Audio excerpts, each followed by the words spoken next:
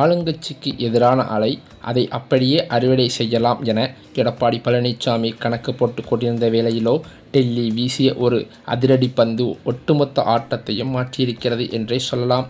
அதாவது, மத்திய அரசின் தொகுதி மறுவரைய விவகாரம் இந்திய கூட்டாட்சி தத்துவத்தின் மிக முக்கியமான மோதல் புள்ளியாக உருவெடுத்திருக்கிறது.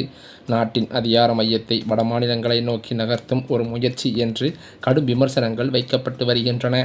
இதற்காக மத்திய அரசு கொண்டு வந்துள்ள 131வது அரசியலமைப்பு சட்ட திருத்த மசோதா தென்னிந்திய அரசியலில் மிகப்பெரிய நிலநடுக்கத்தையே ஏற்படுத்திவிட்டது. இதற்கு இடையே தமிழக சட்டமன்ற தேர்தல் நெருங்கும் வேளையில் எடப்பாடி பழனிசாமியின் வியூகம் முழுக்க முழுக்க திமுகவின் ஆட்சி நிர்வாக குறைபாடுகள் மற்றும் ஆன்டி இன்கம்பன்சி மீதுதான் மையம் கொண்டிருந்தது. ஆனால் சற்றும் எதிர்பாராத நேரத்தில் தொகுதி மறுவரையறை எனும் பூதம் கிளம்ப களமே தலைகீழாக மாறிவிட்டது. தற்போது அதிமுக தலைமையை கிடுகிடுவென ஆட்டி படைத்துள்ளது. அது மட்டுமில்லாமல் அங்கேதான் அதிமுக சறுக்கலாகியிருக்கிறது. தொகுதி மறுவரைய விவகாரத்தில் திமுக களம் கண்டு போராட்டம் தீர்மானம் என அதிரடி காட்ட, அதிமுகவோ ஒரு தெளிவான நிலைப்பாட்டை எடுக்க முடியாமல் தவித்து வருகிறது என்று கூட சொல்லலாம். மறுபக்கம் பார்த்தால் அதிமுக எடப்பாடி பழனிசாமியின் பிரச்சார மோகம்தான். அதுவும் விராலிமலை தொகுதி திமுக வேட்பாளர் கே. செல்லப்பாண்டியனின் அண்ணன் அன்புச்செல்வன் உள்ளிட்ட 1000 பேர் அதிமுகவில் தற்போது இணைந்துள்ளதாக அதிர்ச்சி தகவல்கள் பரவி வருகிறது. தமிழக சட்டசபை தேர்தல் அடுத்த வியாழக்கிழமை நடைபெறுகிறது. இந்த தேர்தலில் 5 முனை போட்டி நிலவுகிறது என்றும் கூறப்படுகிறது. இதில் திமுக ஆட்சியை தக்க வைத்து கொள்ள போராடி வருவதும் குறிப்பிடத்தக்கது. அதேபோல அதிமுக ஆட்சியை பிடிக்க தீவிரம் காட்டி வருவதும் சொல்லப்படுகிறது. இந்த நிலையில் புதிதாக இணைந்த தபேகாவும் ஆட்சியை பிடிக்கும் கனவில் மிதந்து வருகிறது என்றுதான் அரசியல் வட்டாரத்தில் கூறி வருகின்றனர். இதே கனவுடன் ஏற்கனவே கட்சி தொடங்கிய நாம் தமிழர் கட்சியும் இருக்கிறது ஒரு பக்கம். இந்த நிலையில் புது காம்பினேஷனாக பாமக ராமதாஸ் அணியும் சசிகலாவும் ஆட்சியை பிடிப்போம் என்கிறார்கள். இந்த நிலையிலோ தேர்தலில் சீட்டு கேட்டு கிடைக்காமல் பலரும் கட்சி தாவி வருவதும் குறிப்பிடத்தக்கது. தமிழ்நாட்டின் அரசியல் களத்தில் திரைமறைவில் அரங்கேறி வரும் சில முக்கிய நகர்வுகள் வரும் 2026 சட்டமன்ற தேர்தல் முடிவுகளுக்கு பிறகு ஒரு மிகப்பெரிய அரசியல் மாற்றத்திற்கு வித்திடும் என்று எதிர்பார்க்கப்பட்டு வருகிறது. குறிப்பாக தமிழக வெற்றிக் கழகத்தின் தலைவர் விஜய்க்கும் மத்திய உள்துறை அமைச்சர் அமித்ஷாவுக்கும் இடையே ஒரு ரகசிய டீல் பேசப்பட்டிருப்பதாக வெளியாகும் தகவல்கள் அரசியல் வட்டாரத்தில் அனலை கிளப்பியிருக்கிறது. தேர்தலுக்கு முன் கூட்டணி வேண்டாம், ஆனால் தேர்தலுக்கு பின் ஆட்சியமைக்க ஆதரவு தெரிவிக்கிறேன். அதே சமயம் நான் தான் முதல்வராக இருப்பேன் என்று விஜய் மிக கராராக நிபந்தனை விதித்திருப்பதாக சொல்லப்படுகிறது. இது தேசிய அளவில் பாஜக வகுத்துள்ள மாஸ்டர் பிளான் என்பது ஒரு பகுதியாகவே பார்க்கப்படுகிறது. அமித்ஷாவின் இந்த திட்டத்தின்படி தமிழகத்தில் திராவிட கட்சிகளின் ஆதிக்கத்தை முறியடிக்க விஜயை போன்ற ஒரு மக்கள் செல்வாக்குள்ள முகத்தை முன்னிறுத்துவதே சரியான வியூகம் என்று பாஜகவும் கருதுகிறதாம்.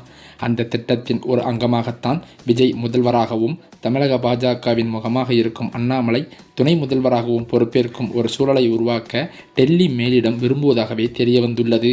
அது மட்டுமில்லாமல் இதன் மூலம் தமிழகத்தில் ஒரு புதிய அரசியல் கலாச்சாரத்தை உருவாக்க முடியும் என்பதும், திராவிட அரசியலுக்கு மாற்றாக தேசியவாத சிந்தனை கொண்ட ஒரு கூட்டணியை நிலைநிறுத்த முடியும் என்பதும் பாஜகவின் கணிப்பாகவே இருக்கிறது.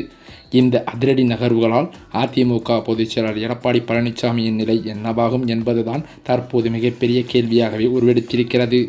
தமிழக சட்டமன்ற தேர்தல் சூடு உச்சத்தை எட்டியுள்ள நிலையில் திமுக காங்கிரஸ் கூட்டணிக்குள் உறவு முன்பை போல இல்லை என்பதே அரசியல் வட்டாரங்களில் பேசப்படும் முக்கிய விஷயமாக மாறியிருக்கிறது. தொகுதி பங்கீட்டில் தொடங்கிய கருத்து வேறுபாடு தற்போது அதிகார பகிர்வு விவகாரத்தில் மேலும் தீவிரமடைந்துள்ளதாகவே கூறப்படுகிறது. இந்த நிலையிலோ தமிழ்நாட்டிற்கான சட்டமன்ற தேர்தல் நெருங்கி வரும் நிலையில் தமிழகத்தை பொறுத்தவரையில் அரசியல் களம் களை கட்டத் தொடங்கியிருக்கிறது. அரசியல் கட்சி தலைவர்கள் தீவிர தேர்தல் பிரச்சாரத்திலும் ஈடுபட்டு வருகின்றனர்.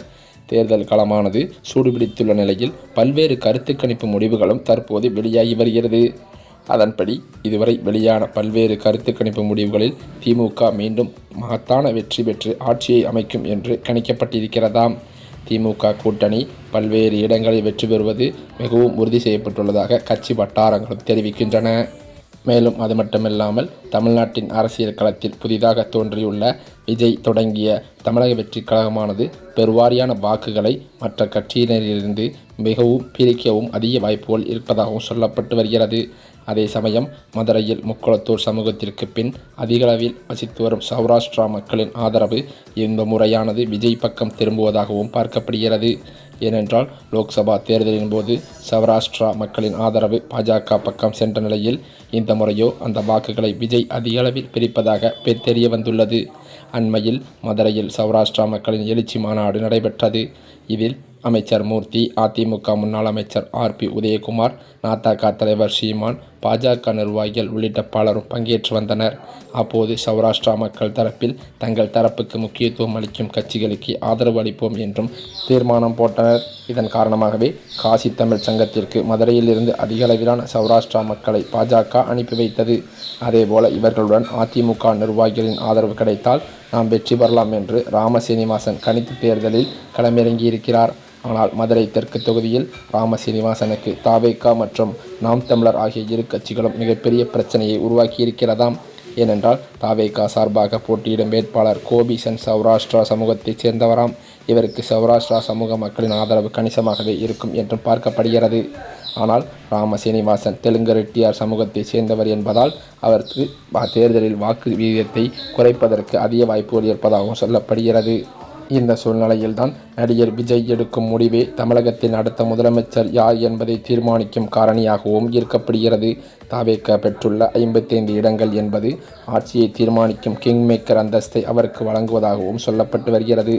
இதன் மட்டுமல்லாமல் அந்த அதிமுகவிற்கோ அல்லது திமுகவிற்கோ ஆதரவு அளித்தால் மட்டுமே ஒரு நிலையான ஆட்சி அமைய முடியும். ஒருவேளை விஜய் எந்த கட்சிக்கும் ஆதரவு அளிக்காமல் நடுநிலை வகிக்க முடிவு செய்தால் தமிழகத்தில் மீண்டும் ஒரு பொதுத் தேர்தலை சந்திக்க வேண்டிய கட்டாயத்திற்கு தமிழகம் தள்ளப்படும் என்றும் சொல்லப்படுகிறது. இந்த சூழ்நிலையில்தான் தற்போது தமிழக வெற்றிக் கழகத்திற்கு தேர்தல் ஆணையம் ஒதுக்கிய விசில் சின்னத்தை தடை செய்வதற்கு நீதிமன்றத்திலிருந்து அதிரடியாக தீர்ப்பு ஒன்று வழங்கப்பட உள்ளதாக அதிர்ச்சி தகவல்கள் பரவி வருகிறது. இந்த மாதிரியாக தமிழக அரசியலில் பெரும் நகர்வுகள் ஏற்படும் சூழலில் இறுதியாக தமிழக அரசியல் சதுரங்கத்தில் யார் யாரை வீழ்த்துவார்கள் என்பது இன்னும் சில மாதங்களில் தெரிந்துவிடும் என்றே சொல்லுகிறார்கள். அமித்ஷாவின் வியூகமும் விஜயின் லட்சியமும் ஒன்றாக இணையும் பட்சத்தில் தமிழகத்தில் அரசியல் வரைபடம் முற்றிலும் மாறிவிடும். இது எப்படியோ தேர்தலுக்கு பிறகு தமிழகம் ஒரு மிகப்பெரிய அரசியல் மாற்றத்தை நோக்கி நகரப்போகிறது என்பது மட்டும் தற்போது உள்ளவரை இருக்கும் கருத்தாகவே மக்கள் மத்தியிலும் பார்க்கப்படுகிறது. மேலும் அது மட்டுமில்லாமல் தேர்தல் களமானது அனல் பறக்க மற்றொரு பக்கமோ மற்ற கட்சிகளிலிருந்து கட்சி தாவல்கள் பயங்கரமாகவே நடந்து வருகிறது என்றே சொல்லலாம். அந்த வகையில் அதிமுகவின் மீது இருந்த கொஞ்ச நஞ்ச நம்பிக்கையும் இந்த தொகுதி மறுவரையறை பிரச்சனையால் மீண்டும் தலைவிரித்து ஆடுகிறது. ஏனென்றால் அதிமுகவில் இருக்கும் பல்வேறு முக்கிய புள்ளிகள் தற்போது திமுக பக்கம் தாவுவதற்கு முடிவெடுத்து விட்டதாகவே சொல்லப்படுகிறது. ஏனென்றால் இந்த தேர்தலில் கண்டிப்பான முறையில் பாஜகவுடன் வைத்திருக்கும் அதிமுக கூட்டணியானது கண்டிப்பான முறையில் படுதோல்வியைத்தான் சந்திக்கும் என்று எண்ணிய சில முக்கிய அமைச்சர்கள் எடப்பாடி பழனிசாமி பற்றிய பல முக்கிய ஆதாரங்களை போலீசாரிடம் தகவல் தெரிவித்துள்ளதாக அதிர்ச்சி தகவல்கள் பரவி வருகிறது.